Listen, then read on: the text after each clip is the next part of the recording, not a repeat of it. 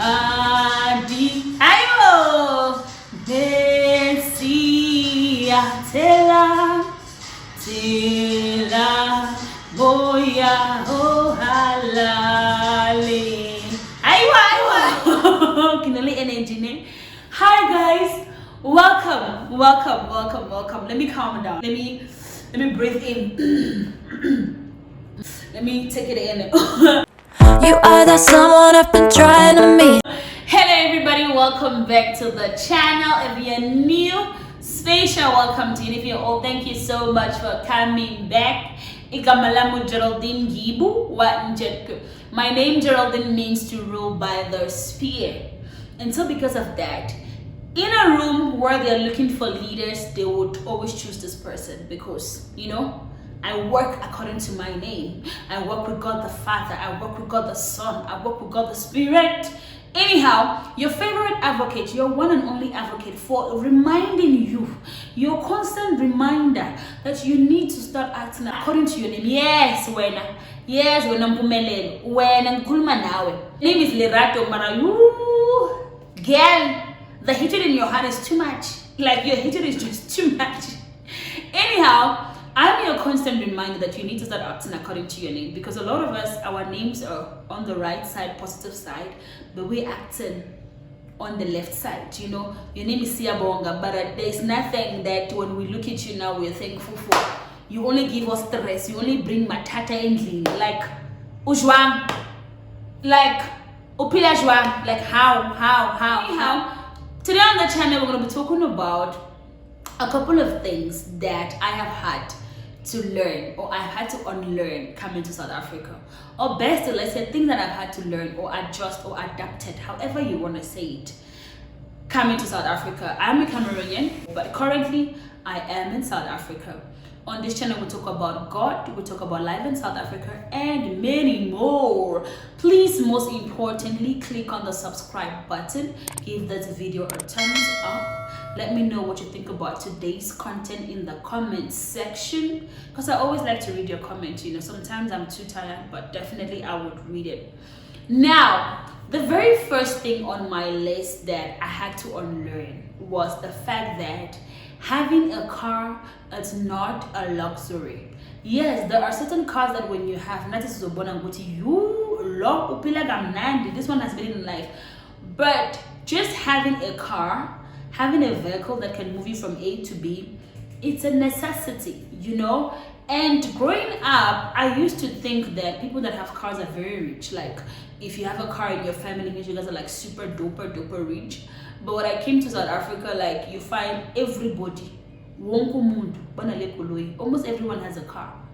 So it's not really a luxury anymore. I think a car is a necessity.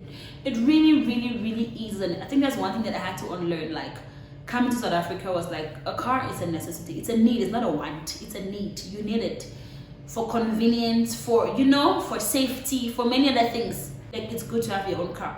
I'm not saying that using other means of transport is unsafe. It is safe, but having your own car is convenient. It's nicer. It's sweeter. It's more beautiful, you know? So when I had the Matankura, the first thing I did was Kitlokakoloi.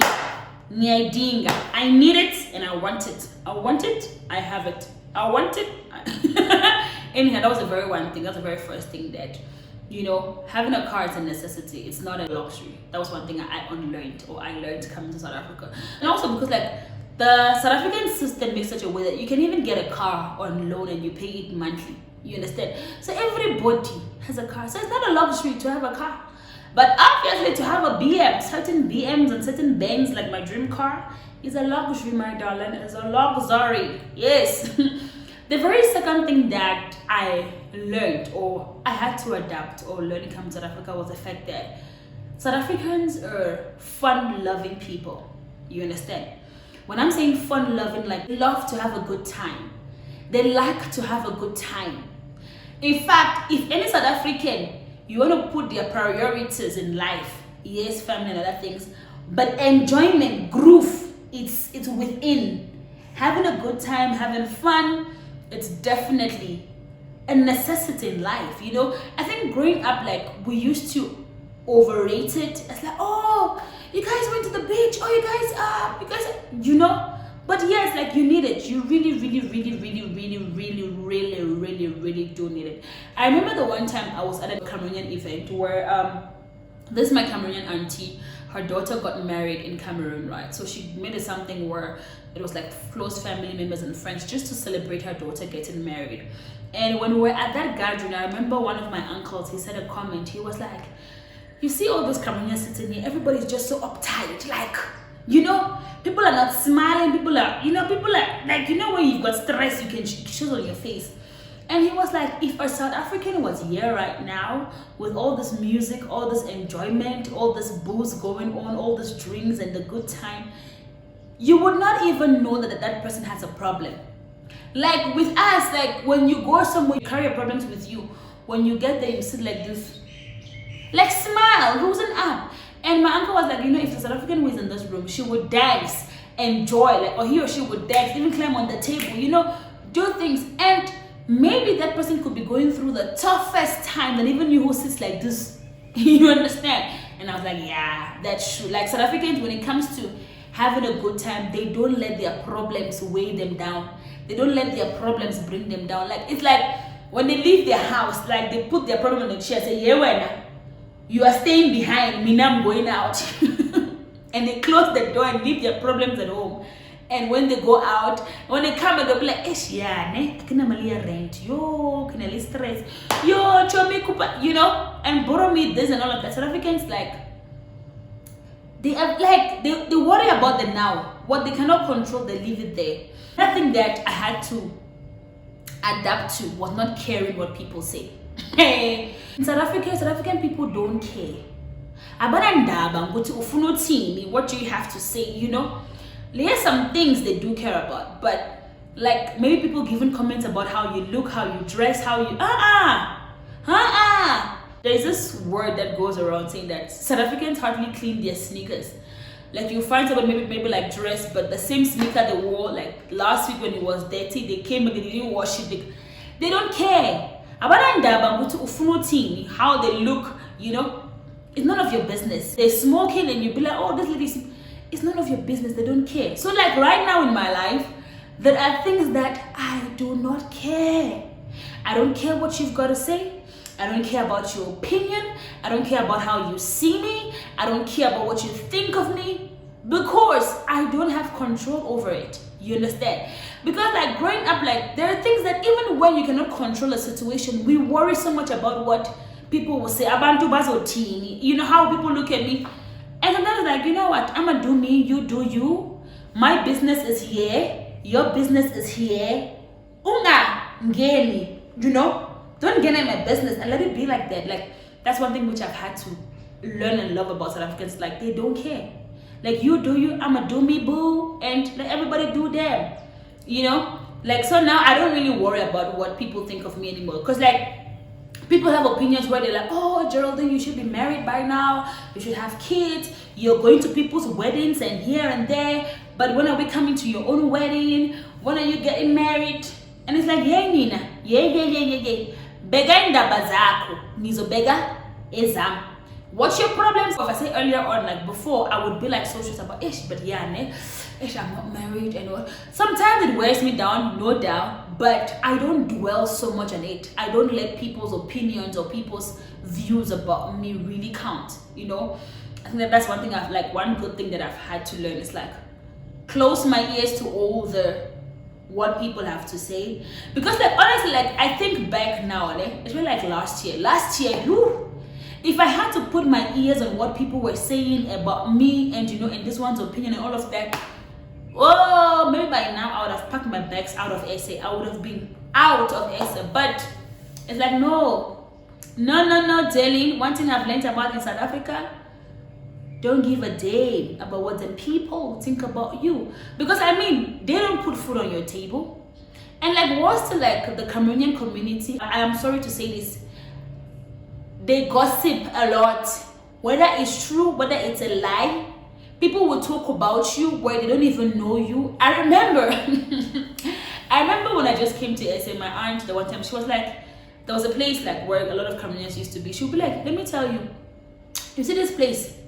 There are people that you've never met them, you don't know them, but they know your life more than you. And I thought she was joking. I think about 2 years ago, I remember somebody literally called me. I don't know the person, like a Facebook friend, right? And they called me, I picked the phone, and they literally told me my family story. Not my life, but stories of my family. And I was like, Concha, sorry, who are you again? I don't know this person. Yes, they have seen me, but I've never spoken to them in real life. But they knew so much about my family, and they were telling me about my family. Oh, your and I was like, yeah, ne? If you have to go around hearing what people say about you, you're going to grow mad. So one thing I've learned and I've had to adapt in South Africa is not giving a damn about what people say or think about me. You get? And definitely another thing too, it will have to be the fast food life. Ooh. I cannot remember when I was in Cameroon how often I went to like restaurants, you know. I was so much like a home girl, a home food girl. Mind it. McDonald's is my thing. KFC is my darling. Pizza. This is my friend who I visit. Like whenever I visit them, I don't eat in their house. Like I always want takeaway, you know. Give me takeaways, or even if I'm eating like proper food, like it's a takeaway, you know. I've had to eat Chinese. I've eaten. Ooh. Now I love fast food. My mom knows she doesn't love fast food, but one thing about South Africa that has taught me, or I've had to adapt to, is the fast food life. Like I love fast food. Like I do a lot of fast food. Like fast food, like it's me. It's me. Like. It's me. And like, you know, like with the word I love fast food, it kind of made my mind where I used to tell my friends, you know, with me, I want to marry, you know, a white guy, because you know we're gonna leave a lot of fast food and all of that. And then like growing up, I used to be like this whole Miss Independent, right now I want to be a baby girl. I want to be baby girl. I want to be sport. I want to say, hey babe, can we do dinner at Panarotis? Or hi darling, can we meet at Spur and do some fucking knife and some wine? Yay. Anything fast food, I'm there. Call me. My number will always go through. But proper home food, I mean, like, one thing I've had to adapt to is definitely loving fast food. Love it, fast food. I think another thing too as well, it's definitely this thing of like free things. I know someone says things are free, but things are not really free. You understand? If you understand what I mean, like things are not really free, but they're free, right? Because sometimes you don't really pay for it. I'm talking all about like petrol attendant and even getting help, like, you know, even like, okay, I've been to a clinic before. Before I used to be like so ashamed and so scared. Like maybe you'd go to a place, like you go to the clinic for example, and someone just helps you free of charge, like you don't have to pay. You go to the garage, they'll clean your windscreen for you. If you want pressure in your wheels, they'll put pressure in your wheels. If you want them to even check your oil, they'll check your oil. And plus, my koloi has given me matatas. Yo, that my koloi, yes, it has given me problems. So there was a time where I was literally stuck at the garage and that car did not want to start. And these petrol attendants, they were so nice. They want to help me check there. And my previous mechanic had motioned my car such that my radiator was hanging, like it was hanging. This guy helped me, got cable ties, you know, connected for me. Like, they were super supportive, super helpful. Definitely I tipped them, but it was just the fact that they were willing to help without asking for any charges, you understand? Like, just them helping me first before, you know, and then I had to tip. Like, it was like just those free services. Ooh. I've come to learn that, like, yeah, free things are good. I've come to learn and accept free things. Before I didn't used to accept free things. Like I used to be like skeptical, like, why? Really? Are you sure you can just put pressure on my wheels like that? You know, and I remember the first time it happened, and I asked my aunt, she was the one driving. She was like, no, in South Africa, you can even pull up at the garage and ask them, can you please help me clean my windscreen? And they will do it for you. Can you help me check the pressure in my wheels? They'll do it for you. But definitely it's always good to like also tip them and support them. And like, but it's really nice that you can get like free services. Ooh, free, ooh. And also at like restaurants, also it's very important that you also tip people. I think that's like one thing that we need to share across like tipping people that work at a restaurant is very important. And then another thing that I've had to learn in South Africa, oh my God, baby girl, it's definitely celebrating yourself. Having to celebrate yourself, celebrate your milestones, celebrating your achievements. Like in South Africa, you would find a case where somebody would just write an exam, and if that exam feels good, they'll be like, ooh, yes, keeper, namhlanje, you know, and they're going out. And in South Africa, even it's a norm for people to get paid and they feed on fast food like that day. You understand? And like growing up, I didn't used to see that, because whether it's payday, it's not payday, you will never know. You will never know in Guinea what's happening, you know. But in South Africa, and that's why like during paydays, like restaurants are mostly packed, the shopping centers are mostly packed, like the queues are long, like because they have a habit of celebrating. Like when the money is in, the next thing we're looking to relax, we're looking to enjoy, we're looking to have a good time, like we're looking to spoil ourselves. Like South Africans and spending and enjoying their money, I'm all for it. I live for it. I think that's one thing that like I've really learned or kind of love about South Africans, is like the fact that they treat themselves well before the problems of others become their problems. You understand? Even if it's a thing where somebody's drunk, but they'll be like, okay, this month I'm gonna go out for this amount of money. You usually find a case where there are people who do solo dates. I never knew about solo dates until I came to South Africa. That you just wake up, dress nice, look good, go to a restaurant, go and just pay for coffee and drink your coffee, and you go back home. Hey, are you all serious? And I'm like, that's one thing which I really want to adapt. I'm still to adapt that habit of solo dates. I find it's really difficult that I'll just wake up, dress, look good, go to a restaurant, get myself a meal and just eat and then walk out. Ooh. Who will I talk to? Now that I'm a talkative, so who will I talk to? So it's really hard, but I think it's one thing that I really kind of love about South Africans. And also another thing that I've had to unlearn, or I've kind of adapted, is also the fact that it's okay to speak your language in public. It's okay. Because in Cameroon, when you speak your language, somebody will be like, hey, do you want rain to fall? Do you want the sun to stop shining? Hey, But now, I speak my language. Yes, sometimes it's inconsiderate, but sometimes you've got to just speak your language and just speak it. And those who want to hear, let them hear. And those who don't understand, it's fine. At the end of the day, the person who the message is directed to, they'll get it, right?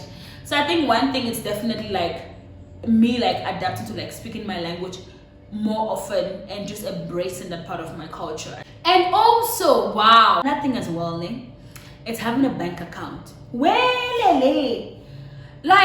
Growing up, I used to think that having a bank account was such a flex.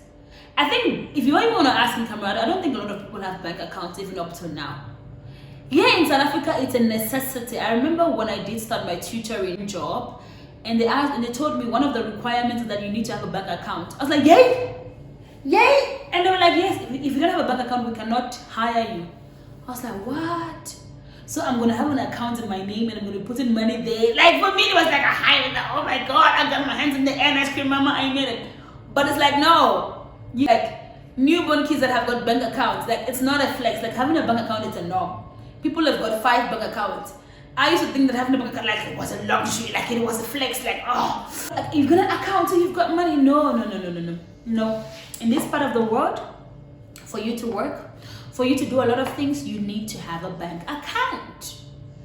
Even if they say back in Cameroon I wasn't working, yes, but I don't think that I needed a bank. I think also because in Cameroon we did a lot of cash transaction, In Cameroon there's a lot of physical cash going on. In South Africa, no, there's not much. So I think having a bank account too was oh, I was very excited when I got one, definitely. I think too that I had to learn was the fact that having a credit score, credit scores are good and they're bad.